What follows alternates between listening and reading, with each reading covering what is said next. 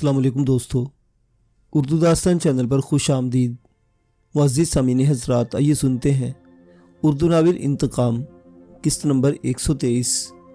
मुअज़्ज़िज़ सामीन, आपसे उम्मीद की जाती है कि वीडियो को लाइक करें, चैनल को भी सब्सक्राइब कर लें, शुक्रिया। पहुंच गया हूं उस्ताद, बिल्कुल ठीक और मज़े में हूं। इसने गुल्लू उस्ताद को अपनी खैरियत की इत्तला देते हुए एक नज़र होटल के आरामदेह और पुरताइश कमरे पर डाली। नहीं, सफ़र में कोई परेशानी नहीं हुई, आराम से पहुंच गया हूं। थोड़ी देर आराम करूंगा और फिर हैदराबाद के लिए निकल जाऊंगा।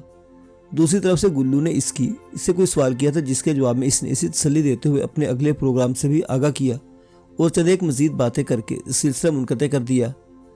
अब इसके पास आराम करने और एक शख्स की आमद का इंतज़ार करने के सिवा कोई काम नहीं था। आरामदेह कोच पर नीम दराज वो ये वक्त बिताता अपनी यहाँ आमद के बारे में सोचने लगा। कहने को दोनों ममालिक के दरमियान मुआनदाना तल्लुकात थे और दोनों तरफ के लोगों को ही एक दूसरे से बहुत से ख़तरात लाहिक रहते थे, लेकिन हामिद ने इसे इतनी तेज़ी और सूरत से पाकिस्तान से यह मुंतकिल करवाया था जैसे केक का पीस काट कर प्लेट में रखने का मामूली काम हो। इसे शहर के एक अच्छे होटल में क़याम की सूरत भी बगैर किसी मुश्किल के मुयस्सर आ गई थी और अब वो इस पुरताइश कमरे में बैठा उस शख्स का इंतज़ार कर रहा था जिसे इसके लिए शनाख्ती कागजात समेत दूसरे अहम दस्तावेज़ पहुँचाने आना था। यह आमद से कबल इसने अपने हुलिये में खातिर तब्दीलियाँ कर ली थी और अब वो छोटे स्याह बालों, स्याह आंखों और घनी मूँछों के साथ उस शख्स से बिल्कुल मुख्तलिफ लग रहा था जो गूंगे बहरे का रूप धारे गुल्लू उस्ताद के बॉडीगार्ड के फ़राइज़ इंजाम दे रहा था। काहे सोनिया सचमुच किसी मुश्किल में घिर गई है और मुझे इससे इस मुश्किल से निकालने के लिए हायर किया गया है, या इन लोगों को कोई धोखा है? वो खुद से सवाल करते हुए उलझन में फंसा हुआ था। एक ऐसे वक्त में जबकि वो लोग मैडम एक्स से छेड़छाड़ कर रहे थे। हामिद का इस काम को लेकर चले आना इसे ज़्यादा हजम नहीं हुआ था और वो इसके पीछे ख़तरे की बू महसूस कर रहा था। जो भी है सामने आ ही जाएगा, सोच कर ख़ुद को हल्कान करने से कुछ हासिल नहीं। कुछ देर उलझने के बाद इसने खुद ही अपने ख्यालात को ज़हन से झटका और कॉफ़ी मंगवाने के इरादे से इंटरकॉम की तरफ बढ़ा, लेकिन इसके रिसीवर उठाने से पहले ही इंटरकॉम बज उठा। यस, इसने मुहतात लहजे में यकलफ्ज़ी सवाल किया। आपसे मुलाकात के लिए मिस्टर अहमद तशरीफ़ लाए हैं सर, क्या मैं इन्हें आपके कमरे में भिजवा दूं? दूसरी तरफ से शुस्ता अंग्रेज़ी में पूछा जा रहा था। जी बिल्कुल, इसने भी बाजुबान अंग्रेज़ी इशास्तगी से जवाब दिया। यह अमर वही शख्स था जिसका इसे इंतज़ार था। इसकी तरफ से इजाज़त मिलते ही 1.5 मिनट के अंदर वो शख्स इसके कमरे के दरवाजे पर आ मौजूद हुआ। दरवाजे ही से उन्होंने एक दूसरे के सामने मखसूस कोड अदा किए और वो शख्स इसे एक पैकेट थमाकर वापस लौट गया। इसने अंदर आकर इस पैकेट को खोल कर देखा। अंदर तमाम ज़रूरी दस्तावेज़ात मौजूद थी, यानी इसे कहीं आने जाने की सूरत में किसी परेशानी का सामना नहीं करना था। इन दस्तावेज़ के साथ हैदराबाद जाने के लिए एयर टिकट भी मौजूद था। यह सब देखकर अंदाज़ा लगाया जा सकता था कि वहाँ इन लोगों की वसीअ ज़राए मौजूद थे। ऐसे में इन्हें सोनिया की तलाश के लिए किसी को हायर करने की ज़रूरत क्यों पेश आई थी? ये एक ऐसा बड़ा सवाल था जिसका जवाब इसे वक्त के साथ ही मिलना था। वक्त के सवाल को वक्त पर छोड़कर वो होटल से निकल खड़ा हुआ। फ़्लाइट में भी खासा वक्त था और यह वक्त शहर में इधर उधर घूमकर गुजारना चाहता था। होटल से चेकआउट करते हुए अलबत्ता ये इस पर वाज़ेह नहीं था कि घूमने के लिए शहर के किस मुकाम पर जाएगा। कहाँ चलना है साहिब? बाहर निकल कर वो सामने आने वाली पहली टैक्सी में बैठा तो ड्राइवर ने इससे दरियाफ्त किया। जामे मस्जिद। बिला इरादा ही इसकी ज़ुबान से फिसला। इसकी परवरिश जिस माहौल में हुई थी वहाँ मज़हब का ज़्यादा अमल दखल नहीं था, लेकिन बहरहाल इसकी रगों में एक मुसलमान का खून था और वो अपनी बुनियाद से अलग नहीं हो सकता था। टैक्सी ड्राइवर ने इसे मस्जिद पर छोड़ा तो वो शाहजहाँ की तामीर कराई सुर्ख पत्थरों वाली इस मस्जिद के पुरशकू, गुंबदों और मीनारों का जायज़ा लेते हुए सीधा वज़ू खाने में जा पहुँचा। अगरचे ये नमाज का वक्त नहीं था, लेकिन वज़ू करके वो नवाफिल की नीयत बांध कर खड़ा हो गया। या अल्लाह, हमारी ज़िंदगियों में अमन व सुकून ला और ऐसे असबाब पैदा करके जब मेरा बच्चा इस दुनिया में आँख खोले तो इसे इन मसाइब और हालात का सामना न करना पड़े जिनसे हम गुजर रहे हैं। नवाफिल की अदायगी के बाद दुआ के लिए हाथ बुलंद किए तो बेख्तियार ही इस पर रिक्कत तारी हो गई और वो खुद से बहुत दूर दुनिया के अलग थलग गोशे में बैठी और अपनी नाजुक अंदाम बीवी याद आई जिसे बहुत चाह से ज़िंदगी में शामिल किया था और चाहता था कि दुनिया की हर खुशी इसके कदमों में ढेर कर दे। वो बहुत मासूम है मेरे मालिक, इसे मज़ीद आजमाइशों से बचा ले और मुझे तौफीक दे के मैं इसके दुखों का मदावा कर सकूं। अपने परवरदिगार के हुजूर दरख्वास्त पेश करके वो बाहर निकला तो दिल काफ़ी हल्का फुल्का हो चुका था। अपनी धुन में सीढ़ियाँ उतरता वो जाने किस तरह ऊपर चढ़ते शख्स से टकरा गया। इस टक्कर के नतीजे में वो शख्स लुढ़कता हुआ इससे कबल ही इसे सहारा देकर इसे संभाल लिया। हमारा नाक फोड़ डाला खाना खराब का बच्चा। भारी जिसामत और कदरे पस्त कामत वाला वो शख्स अपनी नाक पकड़े बरहमी का इजहार कर रहा था। I am sorry Khan Sahib, I am really very sorry. मुकाबिल का पठानूना महसूस करके इसने इसे खान कहकर पुकार और मुआवजत की। यह तुम पढ़े लिखों का अच्छा तरीका है, पहले अगले का नुकसान करते फिर ये झूठ मूठ की सोरी मोरी करके जान छुड़ा लेते हो।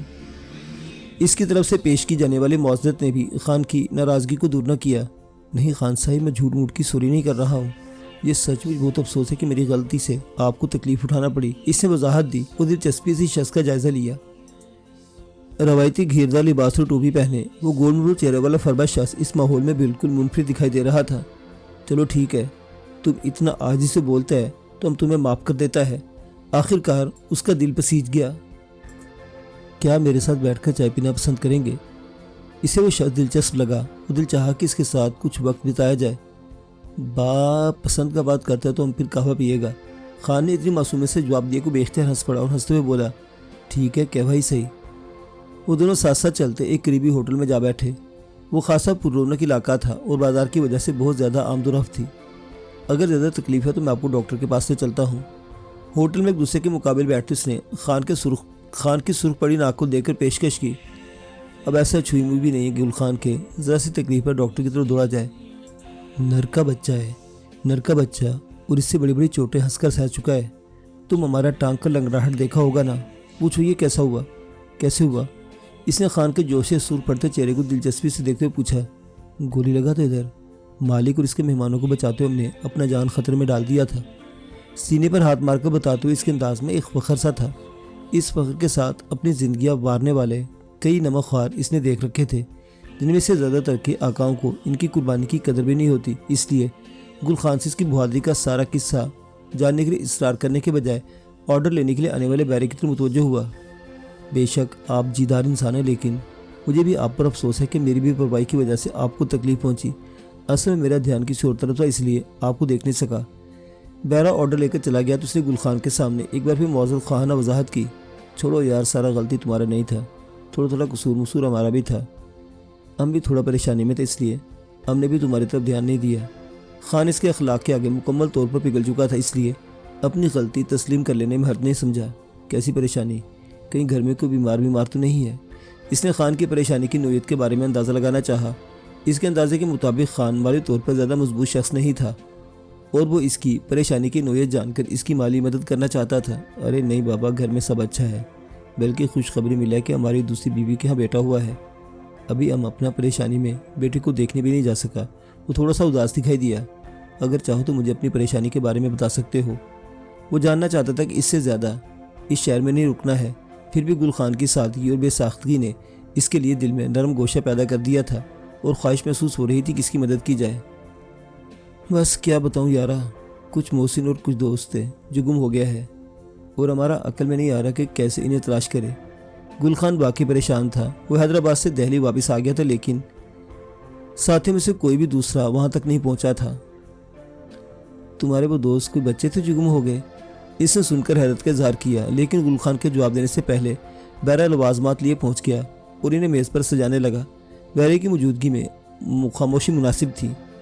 हमने सिर्फ कहवा पीने का बोला था, तुमने ये इतना सारा सामान क्यों मंगवाया? गुल खान ने एतराज़ किया। मुझे भूख लगी इसलिए मंगवाया, तुम बस मेरा साथ दे दो। वैसे भी अब मैं ज़्यादा देर तुम्हारे साथ नहीं बैठ सकूंगा। मुझे कुछ देर के एयरपोर्ट जाकर वहाँ से हैदराबाद के लिए फ़्लाइट पकड़ना है। इसने खाने पीने की अशिया की तरफ इंसाफ शुरू करते हुए गुल खान को अपना साथ देने का इशारा किया, लेकिन गुल खान हैदराबाद के जिक्र पर ठिठक गया। हैदराबाद क्या करने जा रहे हो? वो कुछ खोए खोए लहजे में सवाल भी कर डाला। मुझे भी किसी की तलाश है, इसने मुस्कुराकर जवाब दिया और आलू का एक तला हुआ कुतला अपने मुंह में रखा। किसे तलाश करने जा रहे हो? हमको बताओ, हम भी तो हैदराबाद से वापस आए हैं, शायद हम इसे जानता हो। खान ने ऐसे सवाल किया जैसे हैदराबाद के छोटा मोटा गांव हो जहाँ गिनती के चंद लोग बसते हों और वो अपने क़याम के अरसे में इन तमाम लोगों से मिलकर आया हो। चलो ठीक है, मैं तुम्हें इसकी तस्वीर दिखाता हूँ। सादलो खान की पेशकश ने इसे शरारत पर आमादा किया और मोबाइल की गैलरी खोलकर सोने की तस्वीर निकाली। ये तस्वीर हामिदी ने इसे फराहम की थी। तस्वीर में सोनिया चुस्त जीन्स की पैंट पर सुर्ख टी शर्ट पहने अपनी तमाम तरह हशर समानी उसमें मुस्कुरा रही थी। इसे मुस्कुराती तस्वीर गुल खान के आगे कर दी। تصویر پر نظر پڑتے ہی گل خان کی آنکھیں پھٹی کی پھٹی رہ گئی۔ کیا بات ہے خان، میں نے تمہیں اتنی خوبصورت لڑکی کی تصویر دکھائی ہے لیکن تمہارا رنگ ایسے فاق ہو گیا جیسے کوئی بھوت دیکھ لیا ہو۔ اس سے گل خان کی کیفیت چھپی نہ رہ سکی۔ تم اس کو کیوں ڈھونڈتی ہے؟ حیرت کی زیادتی نے آخرکار گل خان سے تذکیر و تانیث کی غلطی کروا ہی دی۔ اس کے والد وارثوں کا کہنا کہ یہ گم ہو گئی ہے اور میں ان کے کہنے پر اسے ڈھونڈنے کے لیے جا رہا ہوں۔ خان کی کیفیت پر وہ اندر سے جوش و اضطراب میں مبتلا ہو گیا، لیکن لہجے اس نے سادہ اور ہمواری رکھا تھا۔ اس کا کوئی والد وارث بھی ہے؟ خان نے یوں حیرت کے اظہار کیا جیسے یہ کوئی ناممکن بات ہو۔ والد وارث تو سب کے ہوتے ہیں یار، یہ کوئی آسمان سے جو ٹپکی ہوگی؟ سرسری لہجے میں جواب دیتے ہوئے خان کے چہرے کے بدلتے تاثرات کا بغور جائزہ لے رہا تھا۔ پر کوئی بندہ بڑا خود مختار ہوتا ہے، اس کو والد وارث کا ضرورت نہیں ہوتا۔ خان نے سونیا کی دبنگ شخصیت دیکھ رکھی تھی، اس لیے یہ کہنے میں حق بجانب تھا۔ مجھے لگتا ہے تم اس خاتون کو جانتے ہو۔ وہ دیر سے ذہن میں مجلتا خیال زبان پر لے آیا۔ خان نے اس سوال کے جواب میں خاموشی اختیار کر لی۔ خاموش کیوں ہو گئے دوست؟ کچھ تو بولو، اور اگر اس کے بارے میں کچھ جانتے ہو تو مجھے بتاؤ۔ تمہیں نہیں معلوم کہ میرے اس کے بارے میں جاننا کتنا ضروری ہے؟ اس خاتون کی تلاش کے ساتھ کئی افراد کی خوشیاں بلکہ زندگیاں جڑی ہوئی ہیں۔ اس نے خان کا ہاتھ تھام کر زور سے دبایا اور جذباتی لہجے میں بولا، پہلے تم ہم کو سچ سچ بتاؤ کہ تم سچ مچ اسی کو ڈھونڈنے آئے یا اس کے پیچھے کسی اور کی تلاش میں؟ سادہ اور معصوم دکھائی دینے والے خان نے اس سے ایک پیچیدہ سوال کیا، ایسا سوال جو گل استاد کے ذہن میں بھی نہیں آیا تھا۔ وہ اس سوال پر کچھ دیر تک خاموشی سے خان کو گھورتا رہا، پھر گہری سانس لے کر بولا، سچ یہ ہے کہ میں ایک ایسے بندے کی تلاش میں ہوں جس کے غیاب کا تعلق اس خاتون سے گہرا ہے۔ اس شخص کا نام کیا ہے؟ خان کے بھول پن نے مکمل سنجیدگی اور بردباری اوڑھ لی تھی اور وہ اس کی آنکھوں میں آنکھیں ڈالے اس سے بات کر رہا تھا۔ معاذ۔ اسے لگا کہ اگر وہ کامیابی حاصل کرنا چاہتا ہے تو اسے ضرور یہ داؤ کھیلنا ہی پڑے گا، چنانچہ سرسراتے لہجے میں معاذ کا نام لے ڈالا۔ کیا تم کو اس کے کسی اور ساتھی کے نام کا پتہ ہے؟ خان کے سوالات کا سلسلہ رکا نہیں۔ مجھے کنفرم، لیکن مجھے لگتا ہے کہ اگر معاذ کے ساتھ اس کا کوئی دوست موجود ہوا تو وہ یقیناً عالم شاہ ہوگا۔ وہ مسلسل جوا کھیل رہا تھا اور اس کھیل میں اسے گھڑی پر نظر ڈالنا بھی بھول گیا تھا۔ تم کون ہے؟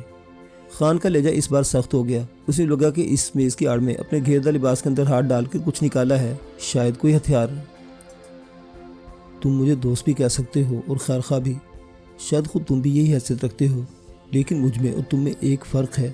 تمہارا ان لوگوں سے تعلق نیا ہوگا جبکہ میرا ان سے پرانا ہی نہیں، بہت گہرا تعلق ہے۔ وہ پوری طرح خان پر کھل گیا تھا، لیکن خان اب بھی تذبذب میں بیٹھا، اس پر اعتبار کرے یا نہ کرے۔ یوں خاموش نہ بیٹھو دوست، میں جانتا ہوں کہ وہ لوگ مشکل میں ہیں اور میں ان کی مدد کی نیت لے کر یہاں آیا ہوں۔ تم ان کے بارے میں جو کچھ جانتے مجھے بتاؤ تو تمہاری بڑی مہربانی ہوگی۔ اور وہ باقاعدہ خان سے التجا کر رہا تھا۔ ہم کیا بتائیں تم کو، ہم تو خود ان لوگوں سے بچھڑ گیا ہے اور کچھ سمجھ نہیں آتا کہ ان لوگوں کو ڈھونڈنے کدھر جائے۔ آخر خان تھوڑا سا کھلا اور اداس سے لہجے میں ایک حقیقت اس کے گوش گزار کی، تم مجھے تفصیل سے سب کچھ بتاؤ، پھر ہم مل کر فیصلہ کریں گے کہ ہمیں کیا کرنا ہے۔ اس نے ایک بار پھر خان کے دونوں ہاتھ تھام لیے اور جذباتی لہجے میں بولا۔ اس بار خان نے بھی مزاحمت نہیں کی، وہ سرگوشیوں میں اسے حالات سے آگاہ کرنے لگا۔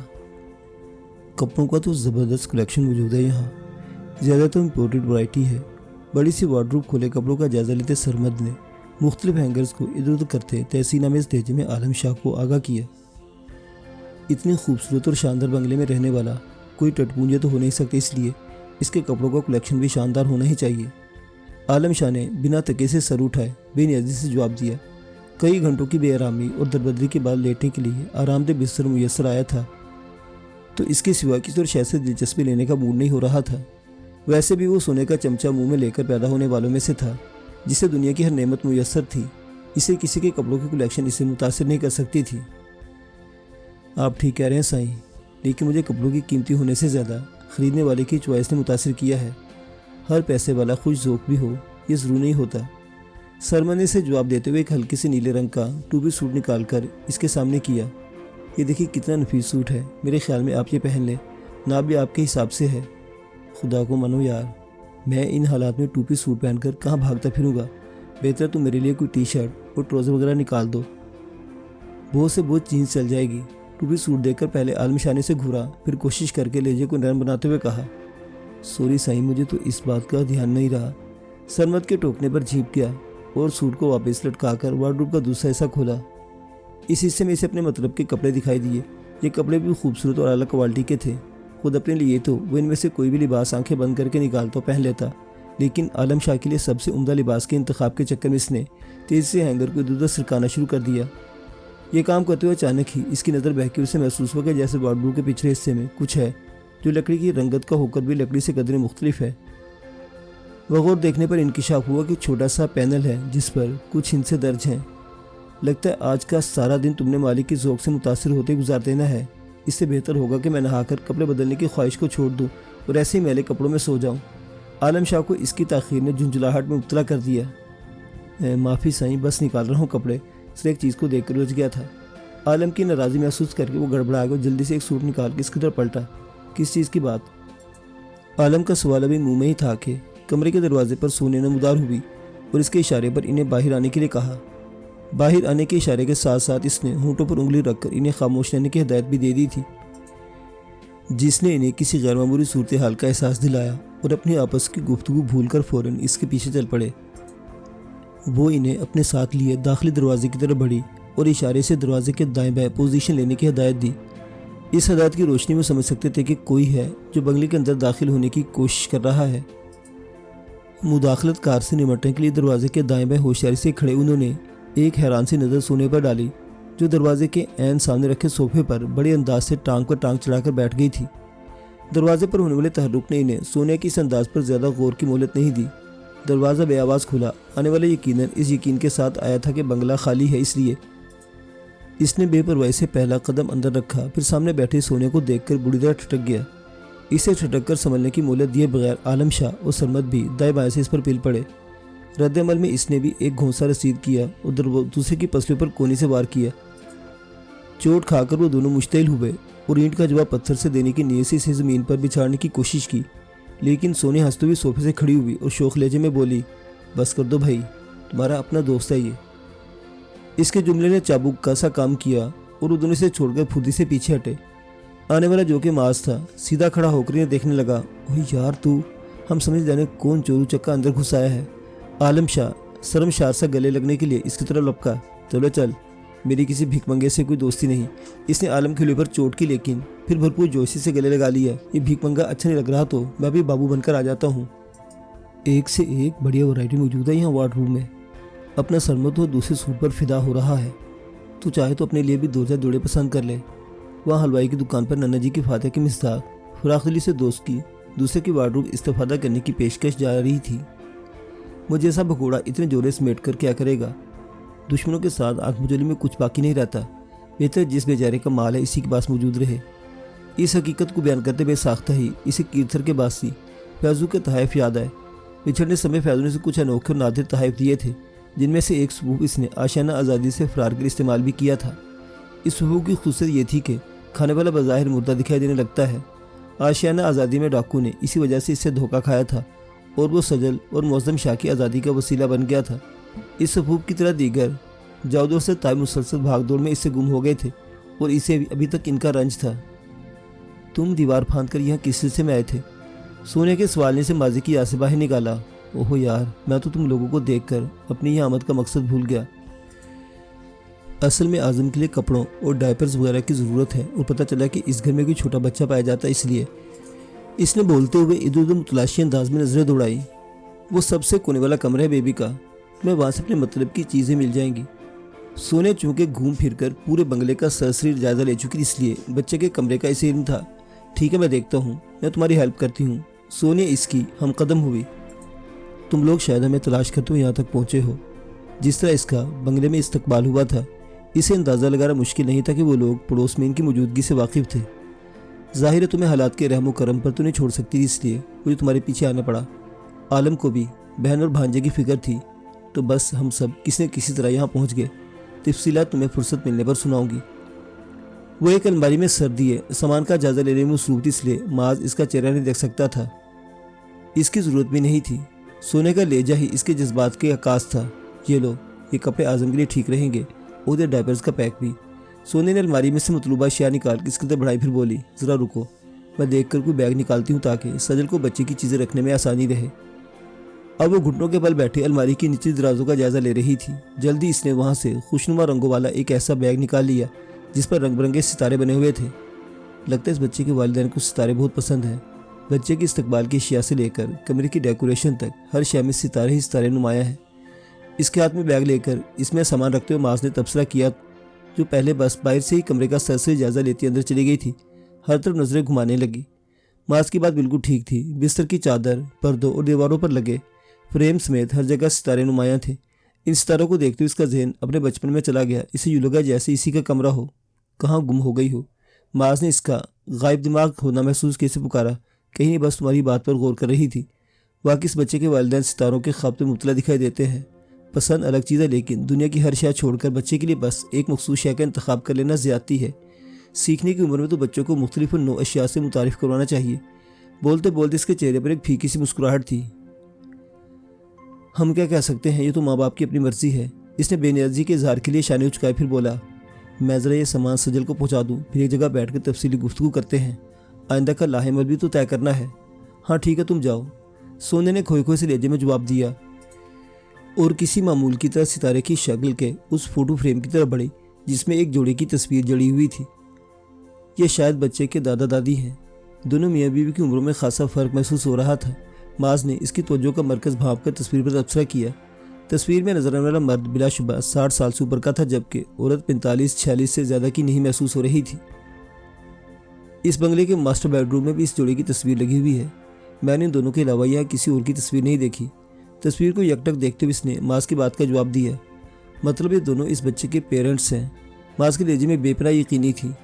سونے نے اس کے سوال کا جواب نہیں دیا اور بات بدلتے ہوئے بولی، تم جلدی جاؤ، تمہارے اتنی دیر یہاں رکنے سے باقی لوگوں کو تشویش ہو رہی ہوگی۔ اس کا مسئلہ نہیں، وہ لمبے کانوں والا ہاتھی ہے نا ہمارے ساتھ، سب سنگن لے کر نہ صرف خود مطمئن بیٹھا ہوگا بلکہ سجل کو بھی تسلی دی ہوگی۔ جاروں کی بات کر رہے ہو؟ اس لیے میں بھول ہی گئی تھی۔ وہ مسکرائی، لیکن اس مسکراہٹ میں پھیکا پن تھا۔ بہت اچھا اور مخلص آدمی ہے، ان حالات میں بالکل اس طرح ہمارا ساتھ دے رہے جیسے کوئی پرانا دوست ہو۔ سجل تمہاری راہ دیکھ رہی ہوگی، تم اس بچے کا سامان پہنچا دو تاکہ اسے نہلا دھلا کر چینج کرا دے۔ ایسا لگا اس نے جاروں سے متعلق معاذ کا تبصرہ سنا ہی نہ ہو۔ معاذ کو اس کا یہ انداز عجیب لگا، لیکن پھر دھیان سجل کی پریشانی کی طرف چلا گیا۔ صاف ستھرا رہنے کا عادی اعظم مسلسل ایک ہی لباس میں رہنے کی وجہ سے چڑچڑا ہو رہا تھا، اور سجل کی طبیعت بھی کچھ ٹھیک نہیں تھی۔ اوکے، میں یہ سامان دے کر تھوڑی دیر میں واپس آتا ہوں، بلکہ ایسا کرو کہ تم لوگ بھی اس طرف ہی آ جاؤ، وہاں ہمارے پاس ایک اچھا خانسامہ موجود ہے، تم لوگوں کو اس کے ہاتھ سے مزیدار سا کھانا بنوا کر کھلاؤں گا۔ وہ اسے پیشکش کر کے باہر نکل گیا۔ اس کے باہر جاتے ہی سنے دیوانہ وار پورے گھر کا باریک بینی سے جائزہ لینا شروع کر دیا۔ اسے اعتراف تھا کہ پہلے اس نے اس گھر کا صرف سرسری جائزہ لیا تھا، اس لیے کیمروں کو نہیں دیکھ سکی تھی، جو بے شک بہت مہارت سے خفیہ طور پر ایسے مقامات پر لگائے گئے تھے جہاں کسی کا دھیان نہیں جا سکتا تھا۔ لیکن اس جیسی تربیت یافتہ بندی کے لیے ان کیمروں کو دریافت کرنا کوئی مشکل کام نہیں تھا، بس ہوا یہ تھا کہ وہ ذرا سی بے پرواہ ہو گئی تھی۔ یہ سب میری غلطی ہے، یہ سب میری غلطی ہے، مجھے تو یہاں نصب سیکورٹی سسٹم کی موجودگی پر ہی ہوشیار ہو جانا چاہیے تھا۔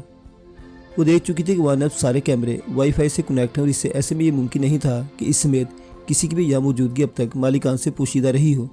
اپنے تئیں وہ ایک غیر متعلقہ انجان گھر میں داخل ہوئی تھی، اس لیے کسی خطرے کو دھیان میں نہیں رکھا تھا، اور سیکورٹی سسٹم کو بھی سوچ کر نظر انداز کر دیا تھا کہ عوام عمرہ بھی سیکورٹی کے لیے افرادی قوت کے بجائے ٹیکنالوجی پر انحصار کرنے لگے ہیں۔